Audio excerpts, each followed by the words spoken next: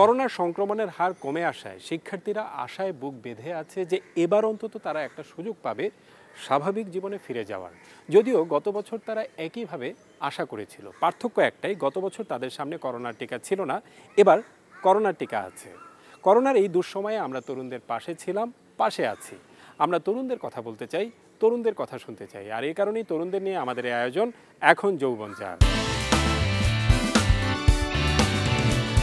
আমি আশিকুর রহমান চৌধুরী আপনাদের সবাইকে স্বাগত জানাচ্ছি।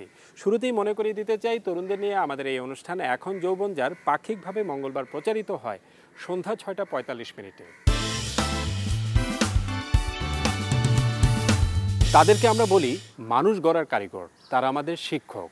করোনার এই দুঃসময়ে শিক্ষকদের অবস্থা কি সেটা কি আমরা খবর রেখেছি? এবার আমরা ওই শিক্ষকদের জন্য আওয়াজ তুলতে চাই একজন ফারহানার মাধ্যমে।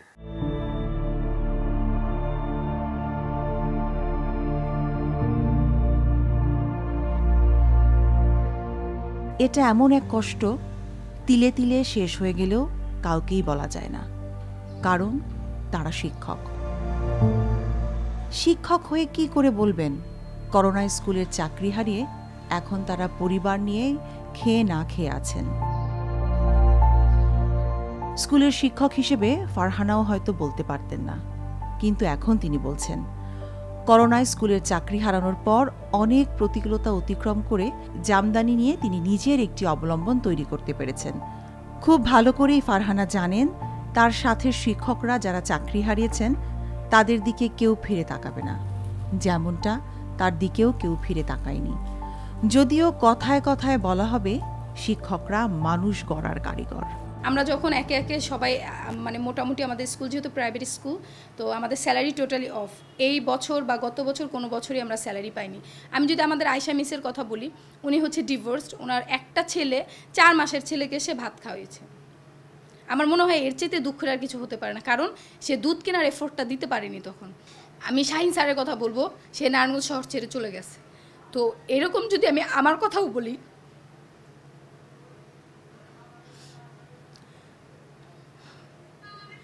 আমি তো আমার বরেরটা খাচ্ছিলাম, তো এমনও তো হতে পারতো যে আমার বরেরটা খাওয়ার মতো আমার অ্যাবিলিটি নেই বা ছিল না। তো আমার বর যদি আমাকে না খাওয়াতে পারতো তখন কিন্তু বাধ্য হয়ে আমাকেও এরকমই কিছু করতে হতো।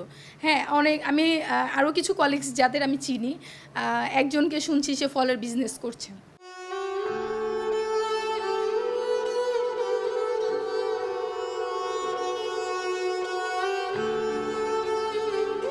নারায়ণগঞ্জ আইডিয়াল স্কুলে শিক্ষকতা করতেন ফারহানা। করোনার স্থবিরতায় স্কুলের চাকরি চলে যাওয়ার পর শিক্ষক সমাজের প্রতি ফিরে না তাকানোর যে দৃষ্টিভঙ্গি তিনি দেখেছেন, তাতে একসময় মানসিকভাবে ভেঙে পড়েন তিনি। বুঝতে পারেন শিক্ষকদের জন্য কেউ নেই। শুরু হলো নিজে নিজে পথ চলা। নারায়ণগঞ্জের মেয়ে হিসেবে বেছে নিলেন জামদানিকে। শুরু হলো পদে পদে বাধা। আমার শ্বশুরবাড়ির ফ্যামিলিতে কোনো নারী কর্মজীবী নেই আমি ছাড়া। সেখানে আমি উদ্যোক্তা হতে যখন নামলাম, আমাকে কেউ কেউ প্রশ্ন করেছে, তুমি যে কাপড় বেচো, তোমার মেয়েকে বিয়ে করবে, আমরা সমাজে কিভাবে মুখ দেখাবো? সবাইকে অনুরোধ করব দ্রুত কমেন্ট করে লাইক, কমেন্ট, শেয়ার দিয়ে জানিয়ে দিবেন। এত বাধা অতিক্রম করে ফারহানা এখন জামদানি দিয়ে নিজের পায়ে দাঁড়াতে পেরেছেন। স্বামী ছাড়া এ সময় কাউকেই তিনি পাশে পাননি। নিজের ইচ্ছা শক্তি আর মেধার উপর ভরসা করে লড়াই করে গেছেন প্রতিটি মুহূর্ত। কোন রঙের শাড়িগুলো কেমন হতে পারে, কাজগুলো কেমন, পাড়গুলো কেমন, এই প্রত্যেকটা জিনিস আমি তুলে ধরার চেষ্টা করি আমার প্রতিটা পোস্টে। কখনোই আমি বলি না যে এটা আমি সেল করব, প্রয়োজনে ইনবক্স করুন। আমার এই ধরনের পোস্টগুলো থেকে আমি দেখেছি যে ক্রেতারা বেশি আকৃষ্ট হয় এবং বিশ্বাস করতে পারে যে না, আপু জামদানি সম্পর্কে অনেক কিছু জানে, আমি আপুকে বিশ্বাস করতে পারি। অনলাইন প্ল্যাটফর্ম দিয়ে তার জামদানি ব্যবসা ক্রমেই বিস্তৃত হচ্ছে দেশে বিদেশে। স্কুলের চাকরির চেয়ে এখন ফারহানার উপার্জন অনেক অনেক বেশি। কিন্তু স্কুলের শিক্ষক হিসেবে তিনি এবং তার সহকর্মীরা যে অবহেলা পেয়েছেন, তা কি কোনোদিন ভুলতে পারবেন? আমরা যে বেসরকারি স্কুলের শিক্ষক যারা ছিলাম, আমাদের কথা কেউ ভাবিনি। আমি কি পারবো এখন যে একটা গার্মেন্টসে যে জব করার জন্য? এতদিন আমরা মানুষ গড়ার কারিগর ছিলাম, এখন আমাদের কথা কে ভাববে? আমাদের কথা তো কেউ ভাবেনি।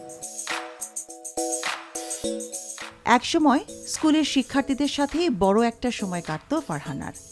এখন তার সময় কাটে নারায়ণগঞ্জের রূপগঞ্জে জামদানি পল্লীর তাঁতিদের সাথে।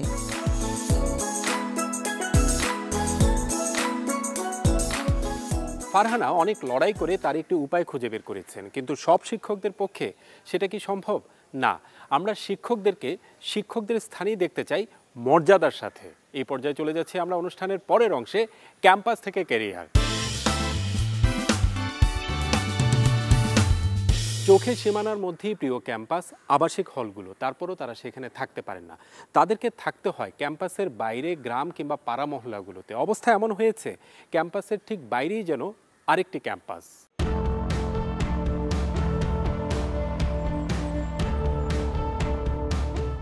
2 বছর আগেও ক্যাম্পাসের মতোই নির্জন নিরিবিলি পরিবেশ ছিল জাহাঙ্গীরনগর বিশ্ববিদ্যালয়ের আশপাশের গ্রামগুলোতে। কিন্তু এখন আর সেখানে গিয়ে আপনি বুঝতেই পারবেন না এটা কি গ্রাম নাকি ঢাকা শহরের কোনো এলাকা। গ্রাম হিসেবে সেখানে এত মানুষ থাকার কথা নয় যে এত বাসাবাড়ি হতে পারে। তাহলে গেল কয়েক বছরে এই গ্রামগুলোতে এত যে দালান হয়েছে, তাতে কারা থাকছেন?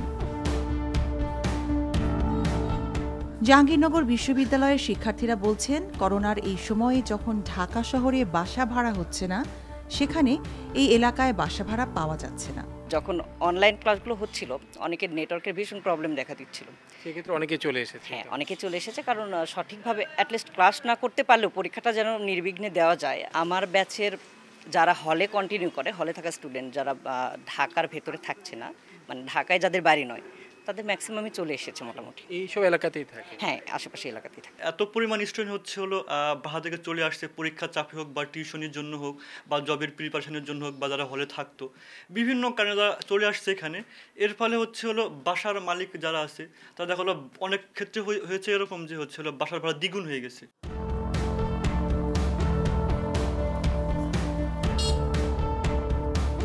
করোনার কারণে বিশ্ববিদ্যালয় যতই বন্ধ রাখা হোক, নানা কারণে এত সংখ্যক শিক্ষার্থী চলে এসেছেন যে এখন আর জাহাঙ্গীরনগর বিশ্ববিদ্যালয়ের আশপাশে কোনো বাসাই খালি পাওয়া যায় না।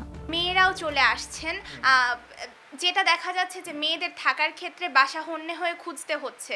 এবং এই মুহূর্তে যেহেতু আমাদের এই এলাকায় বাসা পাওয়া সোনার হরিণ, সেক্ষেত্রে তারা হয়তো এক সিট করে উঠছেন, হয়তো একটা রুমে 4 জন থাকবেন। এমনকি টুলেট একটা গ্রুপ গড়ে উঠেছে এখন জাহাঙ্গীরনগর ভিত্তিক, আমাদের ক্যাম্পাস ভিত্তিক।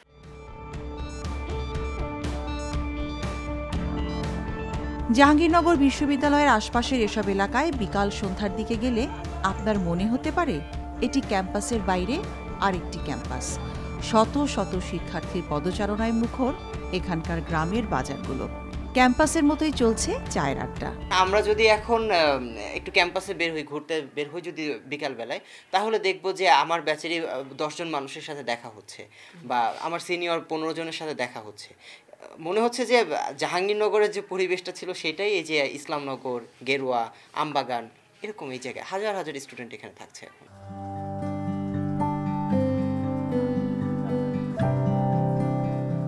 জাহাঙ্গীরনগর বিশ্ববিদ্যালয়ের গেটের বাইরের প্রতিটি বাসা, বাড়িতে, আবাসিক হলের মতোই এখন অবস্থান করছেন হাজার হাজার শিক্ষার্থী। পরীক্ষাকে সামনে রেখে চলছে গ্রুপ করে পড়ালেখা। আমাদের ক্যাম্পাস বন্ধ, কিন্তু আমাদের শিক্ষা কার্যক্রম কিন্তু বন্ধ নাই। আমাদের ক্লাস হয়েছে অনলাইনে, তারপর হচ্ছে আমাদের টিউটোরিয়াল হয়েছে। আমার ডিপার্টমেন্টের তো এখন প্রায় হচ্ছে যে মনে হয় 70-80% হচ্ছে ক্যাম্পাসের আশেপাশে থাকে, কারণ আমাদের মাস্টার্স পরীক্ষা হচ্ছে এই মাসের 29 তারিখ থেকে। তাছাড়া আরেকটি বিষয় আছে, সেটা হচ্ছে টিউশনি ব্যাপারটা। অনেকে ক্যাম্পাসে এসে টিউশনি করে, বাড়িতে টিউশনি নাই, একটা আর্থিক অবস্থা বিষয় আছে। এটাও একটা বিশাল বড় একটা ফ্যাক্ট। আপনি কি টিউশনি করেন? হ্যাঁ, আমার টিউশনি করে।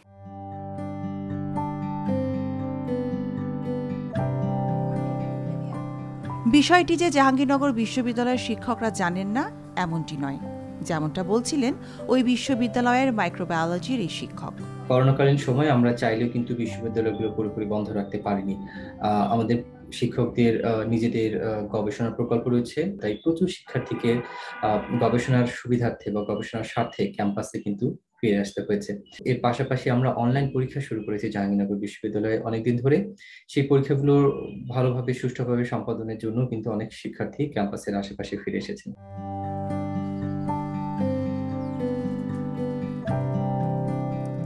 বলা হচ্ছে করোনার ঝুঁকি এড়াতে আবাসিক হলগুলো বন্ধ, কিন্তু বাস্তবতা হলো শিক্ষার্থীদের আশপাশের মহল্লাগুলোতে এখন সেভাবেই থাকতে হচ্ছে যেভাবে তারা আবাসিক হলে থাকতেন।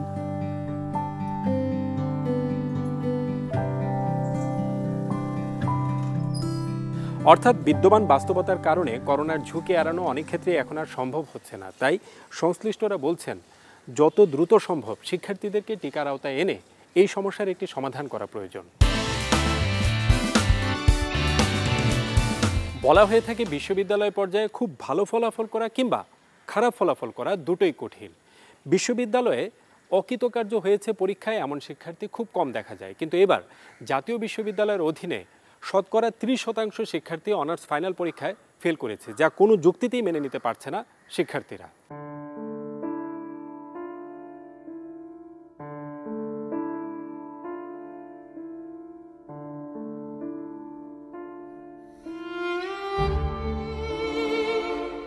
আলোচনাটি বড় আকারে সামলে চলে আসে একটি মৃত্যুর ঘটনার মধ্য দিয়ে।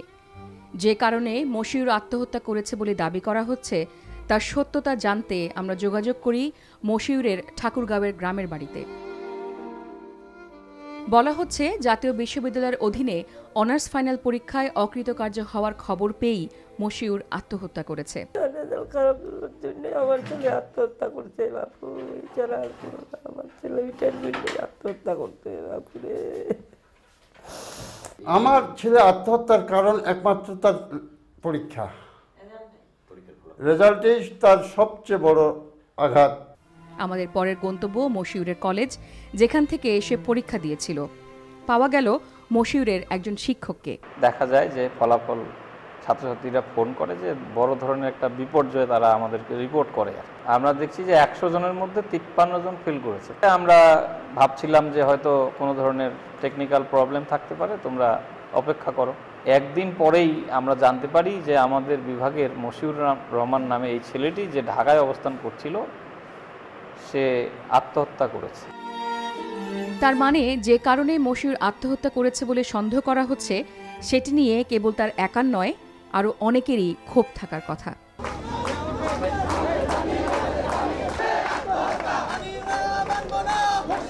সারা দেশে অনার্স ফাইনাল পরীক্ষা দেওয়া প্রায় 30% শিক্ষার্থীর এই ব্যাপারে ক্ষোভ রয়েছে, কারণ তারা সবাই গণহারে ফেল করেছে। অথচ সবারই একটা ধারণা থাকে বিশ্ববিদ্যালয় পর্যায়ে ফেল করার ঘটনা খুব একটা দেখা যায় না। আমরা নিশ্চয় পরীক্ষায় পাশ করব, পরীক্ষায় পাশ করার মতো লিখেছি, বিধায় আমরা আমাদের দাবি নিয়ে এখানে এসেছি। আমাদেরকে পাশ দিতে হবে, তাহলে খাতা সঠিকভাবে আমাদেরকে দেখাতে হবে। আমরা যেখানে 2019 পরীক্ষার্থী 2021 এসে তারা 19 তারিখে ভাইবা নিয়েছে, অনেক স্টুডেন্টদের অনেক কলেজের 19 তারিখে ভাইবা হয়েছে, সেখানে তারা 20 তারিখে কিভাবে রেজাল্ট প্রকাশ করে? জাতীয় বিশ্ববিদ্যালয়ের অধীনে অনার্স চতুর্থ বর্ষের ফাইনাল পরীক্ষাটি করোনার কারণে 2 বছরে শেষ হয়। পরীক্ষা শেষ হলেও অনেক কলেজে প্র্যাকটিক্যাল পরীক্ষা তখনও চলছিল। এর মাঝেই খবর আসে এবার অবিশ্বাস্যভাবে ফেলের হার প্রায় 30%। বিষয়টি মেনে নিতে না পেরে দিনের পর দিন শিক্ষার্থীরা অবস্থান করছেন গাজীপুরে জাতীয় বিশ্ববিদ্যালয়ের প্রধান কার্যালয়ের সামনে। 60,157 জন ফেল করছে, এর মধ্যে 24,000 স্টুডেন্ট শুধু এক বিষয়ে ফেল করছে। তার মধ্যে অনেক স্টুডেন্ট আছে যারা প্রতি ইয়ারে ফার্স্ট ক্লাস পায়, তার মধ্যে আমি একজন ফার্স্ট ক্লাস পাই। এই ইয়ারে কেন আমি একটা ফেল করব ভাই? কেন আমি একটা ফেল করব? আমাদের কথা হচ্ছে আমাদের খাতা দেখান, না হয় পাস দেন। সারা দেশে আরও কয়েকজন শিক্ষকের সাথে কথা বলে বোঝা গেল তাদের কলেজের অনেক ভালো শিক্ষার্থী যেসব বিষয়ে সিরিয়াল ধরে ফেল করেছে সেটা আসলেই মেনে নেওয়া যায় না। আমার শিক্ষকরাও একমত যে আমার স্টুডেন্টরা ভালো পরীক্ষা দিয়েছে, কিন্তু দেখা গেছে যে কমার্সের বিশেষ করে একটা পত্র ব্যাংক ম্যানেজমেন্ট, এই পত্রে প্রত্যেকে ফেল আসছে। আমার কলেজের 18 জন স্টুডেন্ট, 18 জনের শুধু এক সাবজেক্টে ফেল আসছে। এটা আমাদের কারো প্রত্যাশা, কারো কাম্য নয়। তবে অকৃতকার্য পরীক্ষার্থীদের দাবি যাই থাকুক, জাতীয় বিশ্ববিদ্যালয়ের ভিসি সাফ জানিয়ে দিলেন এখন আর তেমন কিছু করার নেই।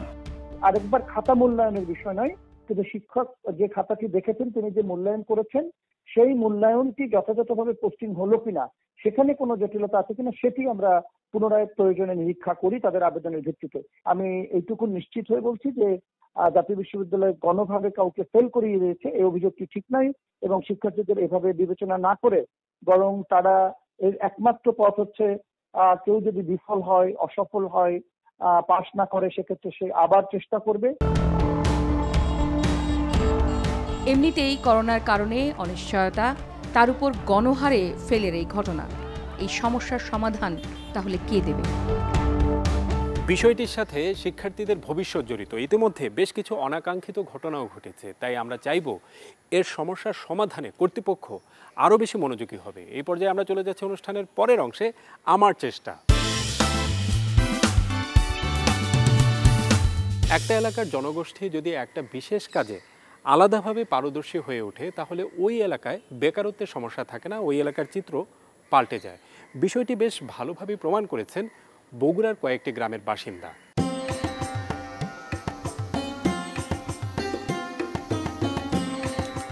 বগুড়া সদরের বারুপুর, ধরমপুর ও তার আশপাশের গ্রামগুলোতে গেলে একটি বিষয় আলাদাভাবে চোখে পড়বে। পরিবারের সবাই মিলে তারা কোনো একটি কাজ খুব মন দিয়ে করছেন। ওই কোনো একটি কাজের ধরনই এমন শৈল্পিক যা মন দিয়ে না করলে হয় না।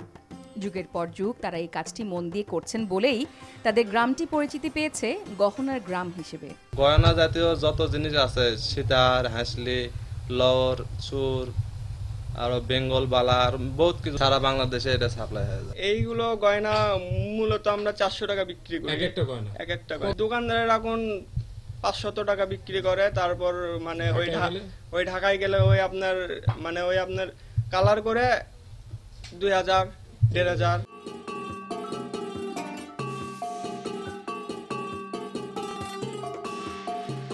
একজন ব্যক্তির যেমন আলাদা কিছু প্রতিভা থাকে, তেমনি একটি এলাকার জনগোষ্ঠীর মধ্যে কোনো একটি কাজে আলাদা কিছু দক্ষতা থাকে, যদিও অনেক ক্ষেত্রে সেই দক্ষতা কাজে লাগানো হয় না। বারুপুর, ধরমপুর গ্রামের বাসিন্দারা কাজে লাগিয়েছেন। তাদের বিশেষ দক্ষতা রয়েছে গহনায় শিল্প ফুটিয়ে তোলা, যা পরিচিতি পেয়েছে অ্যান্টিকের কাজ হিসেবে। বিশেষ সেই দক্ষতা দিয়ে সেখানকার মানুষ তাদের এলাকার অর্থনীতিকে পাল্টে দিয়েছেন। কাজের ফাঁকে ফাঁকে, সংসারের কাজের ফাঁকে ফাঁকে করি, যখন সময় পাই এগুলো কাজ, মানে যত করব তত টাকা, বুঝছেন। একটা মাল আপনি বেচলে 20-30 টাকা করে থাকে পিস প্রতি। একটা মালের প্রতি কয়টা মাল এরকম আপনার বিক্রি করেন?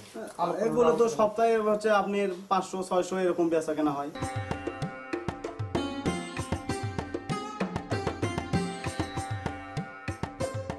এখানকার গ্রামের বাসিন্দারা গহনার শৈল্পিক কাজে নিজেদের এতটাই প্রমাণ করেছেন যে এখন সেখানে কেউ বেকার বসে থাকে না।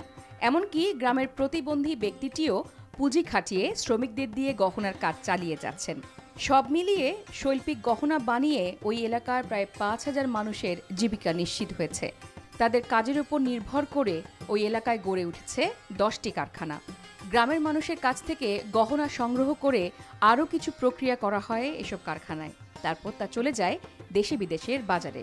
মূলত এটা একটা দারিদ্র ক্ষুদ্র ব্যবসায়িক আমাদের, তো এই ব্যবসার সঙ্গে মোটামুটি আমাদের এই অত্র এলাকায় 4-5 হাজার শ্রমিক কাজ করে। এর মধ্যে মূলত দেখা যাচ্ছে যে মহিলারাই বেশি অ্যাক্টিভ।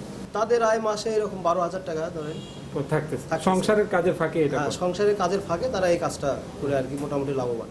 এই পর্যায়ে আমরা চলে যাচ্ছি অনুষ্ঠানের পরের অংশে, দেশে দেশে তারুণ্য। বাংলাদেশি বরের বিদেশি বধূ, কেবল কি এটাই কারণ?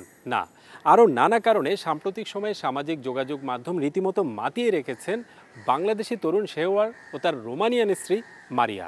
এবার আমরা তাদের সাথে মন খুলে আড্ডা দেব। আসসালামু আলাইকুম। আসসালামু আলাইকুম। আজকে আমি গাবো বাংলা গান।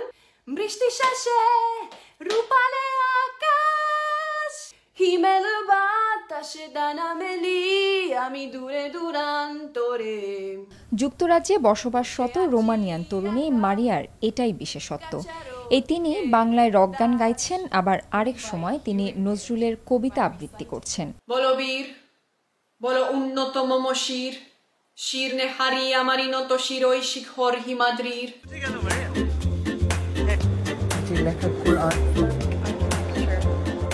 সম্পূর্ণ ভিন্ন সংস্কৃতি, ভিন্ন ভাষা, ভিন্ন দেশ, তা সত্ত্বেও বাংলার প্রতি কতটা ভালোবাসা আর চেষ্টা থাকলে বিদেশি হয়েও তিনি নিজের মাঝে নজরুলকে এভাবে ধারণ করতে পারেন, কিংবা একুশের গান গাইতে পারেন। আমার ভাইয়ের রক্তে রাঙ্গানো 21শে ফেব্রুয়ারি, আমি কি ভুলিতে পারি। আমার অনেক আগে থেকেই এটা শখ, হ্যাঁ, ভিডিও বানানো, ছবি তোলা। তো এটা আসলে আমি আমার নিজের পার্সোনাল ফেসবুকে আমি দিতাম। তো যখনই এই ভিডিওগুলি দিতাম, আমাদের বন্ধু বান্ধব আত্মীয় স্বজন সবসময় খুব বলতো যে এটা তাদের খুব মজা লাগে। এটা খুব ভালো, কেন তোমরা এই পেজ খুলবো? হ্যাঁ, খুলবো। তো তারা বলতো যে তোমরা একটা ফেসবুক পেজ খুলো না, কারণ এগুলো আমাদের দেখে খুব মজা লাগে।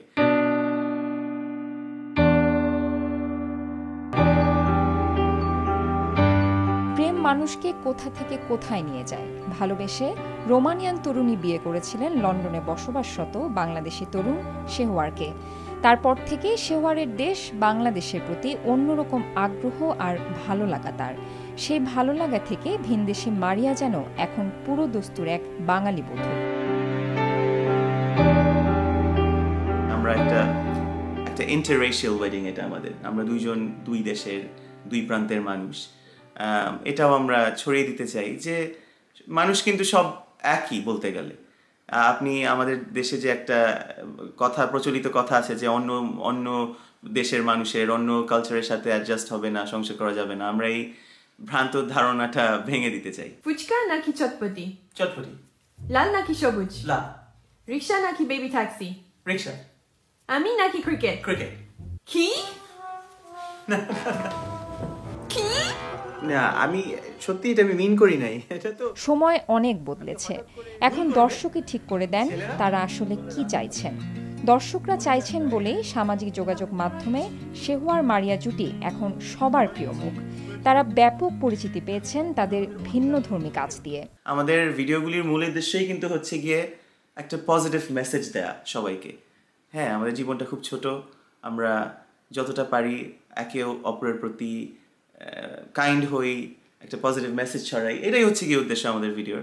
বাংলা বলতে পারি কম, বাচ্চাদের মতো, কিন্তু আমি চেষ্টা করি সবসময় আরো শব্দ শিখতে। আমি চিনি গো চিনি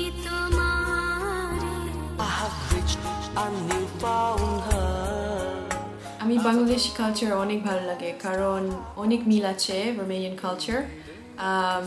মানুষ অনেক ফ্রেন্ডলি আর অনেক কাইন্ড, আর হ্যাঁ, খাবার খুবই খুবই মজা। আমার পছন্দর বিরিয়ানি, ফুচকা আর ফালুদা।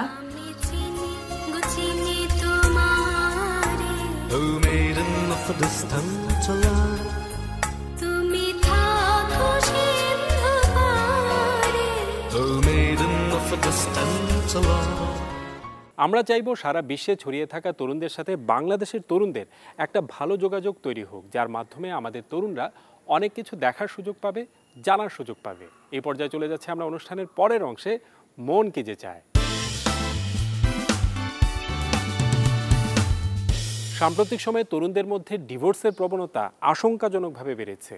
মানসিক স্বাস্থ্যসেবা দিয়ে থাকেন এমন বিশেষজ্ঞরা বলছেন, তারা তরুণদের মধ্যে এমন কিছু অস্বাভাবিক মানসিক অবস্থা লক্ষ্য করছেন যে অবস্থা থেকে ডিভোর্সের সিদ্ধান্তগুলো ভুল হওয়ার যথেষ্ট সম্ভাবনা থাকে।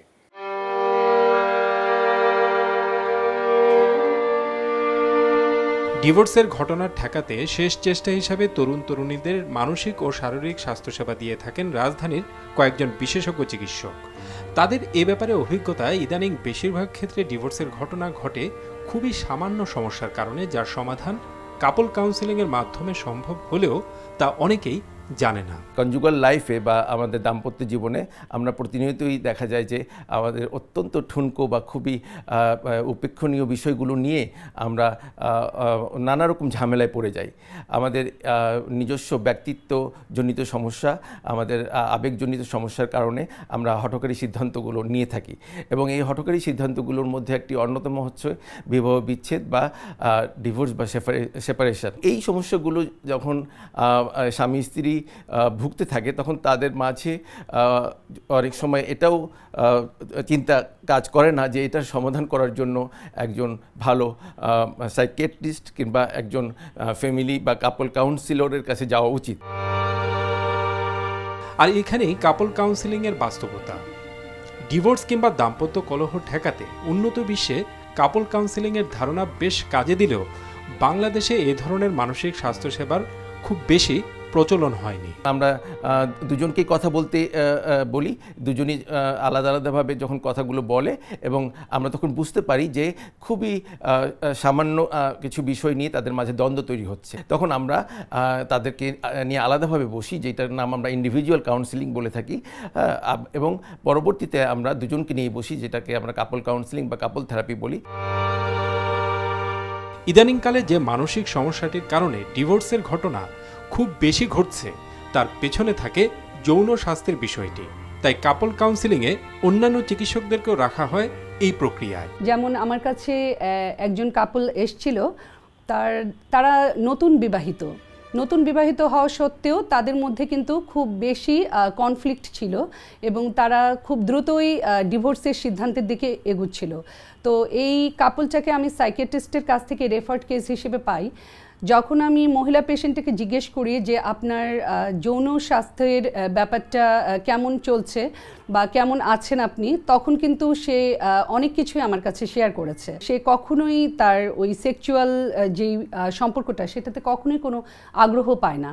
তো এই ধরনের যেই অর্গানিক সমস্যাগুলো আছে সেগুলো কিন্তু খুব সহজেই সমাধান করা যায়। এই সমস্যাগুলোর জন্য আমরা যখন গাইনোকোলজিস্ট হিসেবে এই রোগগুলোকে চিকিৎসা করে থাকি, তখন চিকিৎসায় কিন্তু রোগী অনেক বেশি ভালো এবং সুস্থ বোধ করে এবং তাকে যদি তখন সাথে সাথে একজন মনোরোগ বিশেষজ্ঞের কাউন্সিলিংয়ের কাছে পাঠানো হয়, তাহলে রোগী পরিপূর্ণভাবে সুস্থ হয়ে যায় শারীরিক আর মানসিকভাবে।